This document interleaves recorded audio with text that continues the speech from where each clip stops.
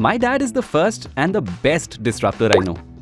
People may be chasing the startup culture now, but he did it way before it was even cool. With his own profitable startup in 1990 called Our Family.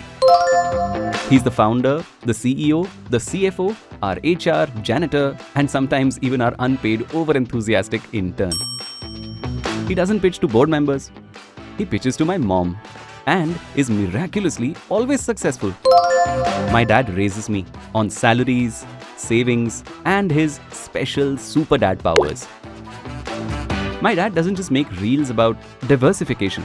He just does it. Life insurances, fixed deposits, gold coins, recurring deposits, PPFs, UTI bonds, and whatnot. Man truly is the OG financial influencer. Even after staying on top of school fees, bills, house repairs, my badminton classes, and mass shopping, my dad still somehow manages to build his savings. Something I use 5 apps and 3 planners for. He does it in style with a notebook, pen, and his super brain. So, to the one who didn't just build a business, but a spectacular life. Dad, thank you for everything. HDFC Bank Smart Wealth wishes all amazing dads a very happy Father's Day.